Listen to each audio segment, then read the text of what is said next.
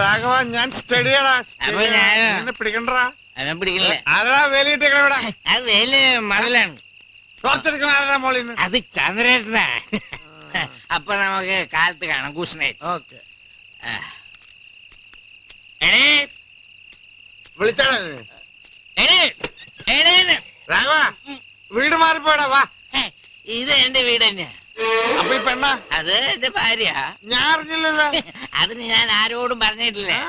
നീ ആഴത്ത് പൂടി. പെൺകുട്ടികളെ ചീത്ത പറഞ്ഞ എനിക്ക് ഇഷ്ടമല്ല. സോറി. ആ രാഘവ, എന്തേ? ഞാൻ ഒരു കാര്യം മറന്നുപോയി. ചൂളൽ ആരുമില്ല.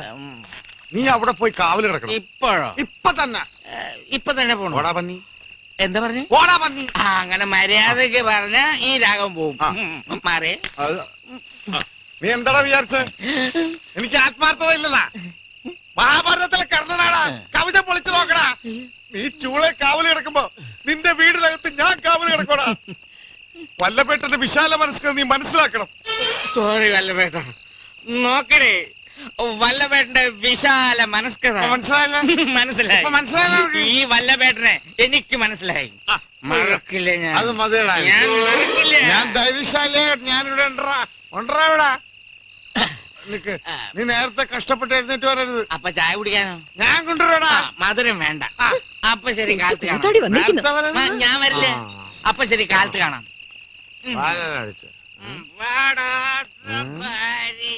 പാടും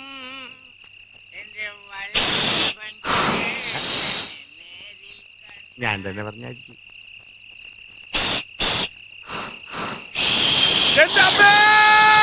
ബാബു വന്നേ.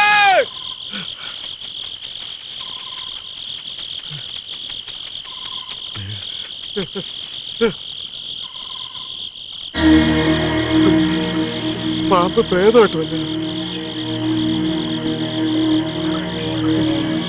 ആരാത്? ആരാത്? പാമ്പാണോ? ആരാ?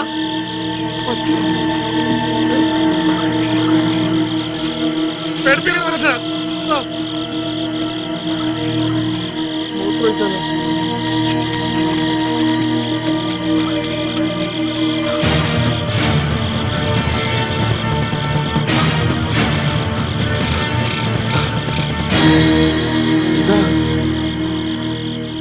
ഭാർഗവിയുടെ വീട്ടിലേക്കാണല്ലോ പോകുന്നത്.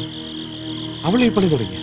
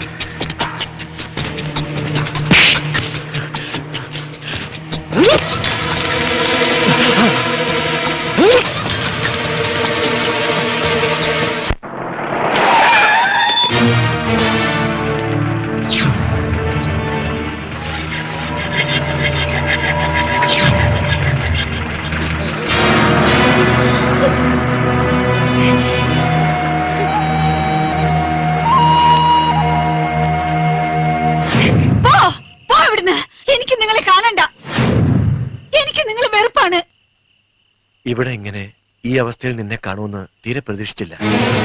ഇവിടുന്ന് പോയില്ലെങ്കിൽ ഞാൻ ഒച്ച വെച്ച ആളെ കൂട്ടും.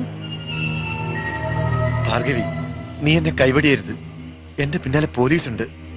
എനിക്ക് ജീവിക്കണം. എല്ലാം മറന്ന് ഒരു നല്ല മനുഷ്യനായിട്ട്. എനിക്കറിയാം, തെറ്റുകൾ മാത്രമേ ഞാൻ ചെയ്തിട്ടുള്ളൂ. നിന്റെ ജീവിതം പോലും ഞാൻ തകർത്തില്ലേ?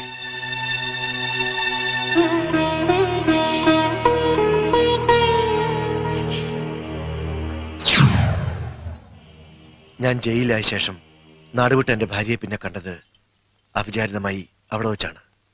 ഞാൻ സ്നേഹം നടിച്ചു. കാരണം എനിക്ക് വേണ്ടത് അഭയമായിരുന്നു.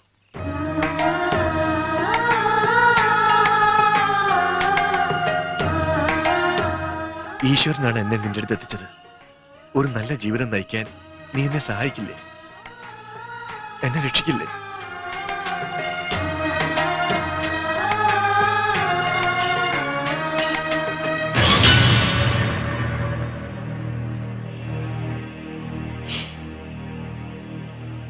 എനിക്കിങ്ങനെ ഒരു ഭർത്താവുണ്ടെന്നോ ഞാൻ വിവാഹിതയാണെന്നോ ഈ ഗ്രാമത്തിൽ ആർക്കും അറിയില്ല.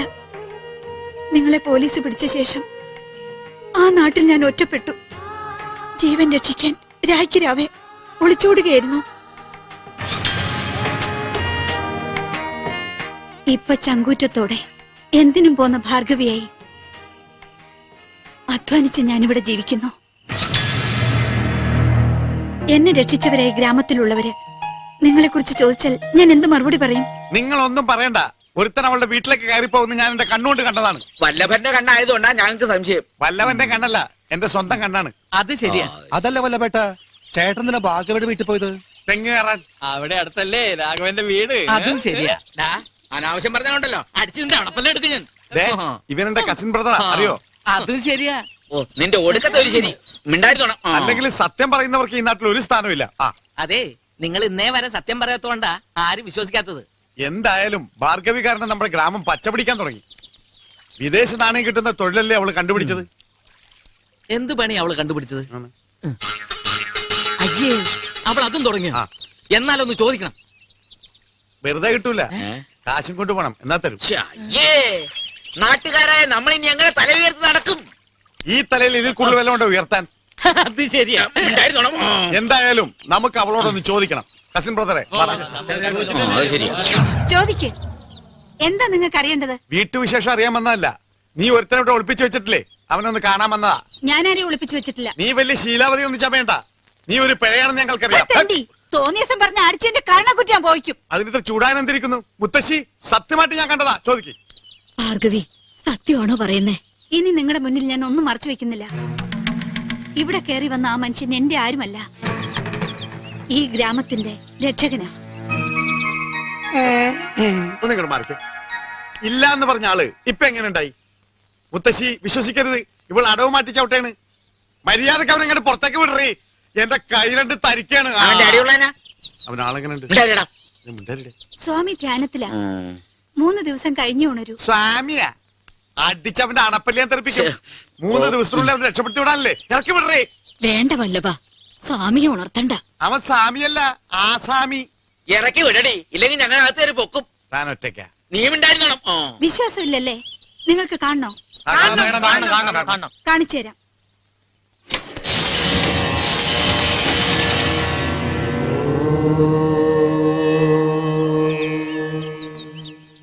സ്വാമി ശരണം.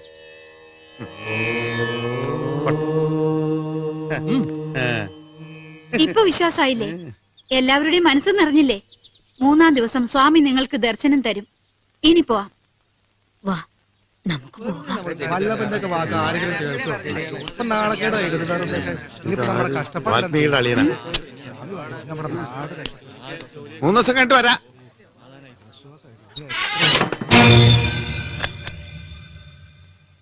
ഈശ്വര, എനിക്ക് പേടിയായിട്ട് വയ്യ. നമുക്ക് എങ്ങോട്ടെങ്കിലും പോയാലോ? എന്തിന്? ഇന്നു മുതൽ അന്ധവിശ്വാസം നിറഞ്ഞ ഈ കൊച്ചു ഗ്രാമത്തിന്റെ രക്ഷകനാണ് ഞാൻ. ബ്രഹ്മാവ് എനിക്ക് നൽകിയ പുതിയ ജന്മം. സ്വാമി, സ്വാമി ബ്രഹ്മാനന്ദ. ഓം ഭഗവാൻ. എന്നും ഇവിടെ ഇങ്ങനെ തുടരാനാണ് ഭാവമെങ്കിൽ ഈ നാട്ടുകാരറിയെ എന്നെ വീണ്ടും താലി കെട്ടണം. എന്തോ ഒന്നും പറയാത്തെ? രക്ഷകൻ പറയുന്നതാണ് ഇനി ഇവിടെയുള്ളവരുടെ വേദവാക്യം. നീ നോക്കിക്കോ, ഇന്നേക്ക് 3-ാം ദിവസം നാട്ടുകാർ നമ്മളെ ഭാര്യ ഭർത്താക്കന്മാരായി അംഗീകരിക്കും. എങ്ങനെ? ഈ ഗ്രാമം ശാപത്തിൽ നിന്ന് മോചനം നേടണമെങ്കിൽ എനിക്കിവിടെ ഒരു ബന്ധം വേണമെന്ന് പറയും. അതായത് ഭാര്യ, ജീവിത പങ്കാളി. ആ ബന്ധം നിന്നിലൂടെ ഞാൻ പൂർത്തീകരിക്കും.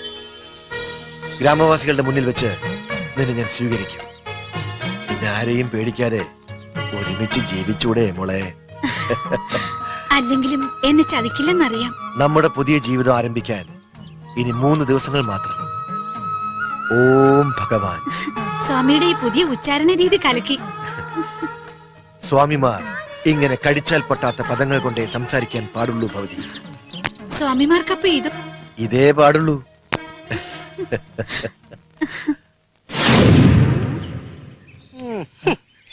ഈ വേഷത്തിൽ നമ്മളെ കണ്ടാൽ ആർക്കും തിരിച്ചറിയാൻ പറ്റത്തില്ല. എങ്കിലും ഇനി ഇതൊരു തൊഴിലായിട്ട് കണ്ടിന്യൂ ചെയ്താലോ? അത് ശരിയാ, പോലീസിലായിരുന്നപ്പോഴും കൈനീട്ടിയാണല്ലോ ശീലം. പക്ഷെ അതിനും മെച്ചം ഇതാ അല്ല ആളാണ് ആക്ടിങ് ആക്ടിങ്.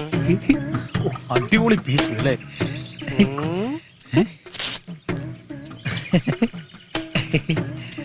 അയ്യോ,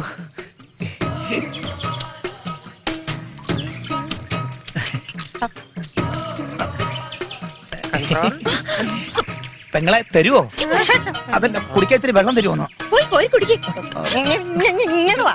പെണ്ണുങ്ങളെ കാണുമ്പോ ഉള്ള നിന്റെ ഈ ആക്രാന്തം കാരണം ഇപ്പൊ എനിക്ക് മനസമാധാനമായിട്ട് മൂത്രമൊഴിക്കാനും വയ്യാണ്ടായി. അയ്യടാ, ഞാൻ പറഞ്ഞു മൂത്രമൊഴിക്കണ്ടെന്ന്. ആ അതല്ല, അന്ന് കിട്ടിയ ഇടിയുടെ കൂട്ടത്തിൽ ഒരിടി ആ സ്ഥാനത്തായി പോയി. നന്നായി. ആ സ്ഥാനമാണല്ലോ നിന്റെ എല്ലാത്തിനും പ്രശ്നം. ഇനി ഇത് വർക്ക് ചെയ്യാത്തത് കൊണ്ട് നിന്നെ ധൈര്യമായിട്ട് എവിടെ വേണേലും കൊണ്ട് നടക്കാം. നിന്റെ ഈ ഓവർ വർക്കിംഗ് കണ്ടീഷനാ എന്റെ പേടി. നട നട. Acting acting. വല്ലതും തായോ? അയ്യാ വയ്യേ, വല്ലതും തായേ. മൂക്കില്ല പൈതങ്ങൾക്ക് വല്ലതും താഴെ. അയ്യോ, രാഘവന്റെ ബന്ധുക്കൾ ആരാണ്ട് വരുന്നുണ്ട്. അയ്യോ, ആ പിച്ചക്കാരാ അയ്യോ, ദേ ഒരുമാതിരി ചെറ്റവർത്താനം പറയരുതാ. ചെറ്റ കൊണ്ട് പിന്നെ BBC ന്യൂസ് പറയാൻ പറ്റുമോ? പിന്നെ ആരാത്? അയ്യോ. അവര് നമ്മളെ അടിക്കാൻ തയ്യാറെടുത്ത് നിൽക്കുകയാണെന്ന് തോന്നുന്നു. നമുക്ക് ഓടാൻ തയ്യാറെടുത്ത് നടക്കാം.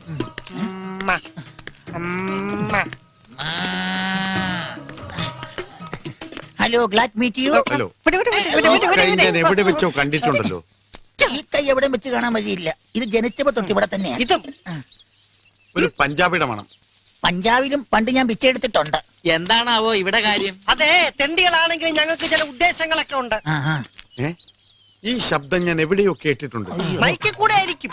അതും ജന്മന എന്റെ കൂടെ ഉള്ളതാ. അതാണോ മൈക്ക് മുഖത്ത് കെട്ടി നടക്കുന്നത്? ഇത് മൈക്കല്ല, ആന്ത്രാക്സാ. ആന്ത്രാക്സ് ഇവിടെ ഒന്നും വന്നില്ലേ? പുള്ളിക്കാരൻ വന്നില്ല, ഒരു ആൻഡ്രൂസ് വന്നിരുന്നു. ഇനി അവനാണോ നമ്മുടെ ആള്? അവന് താടിയുണ്ട്.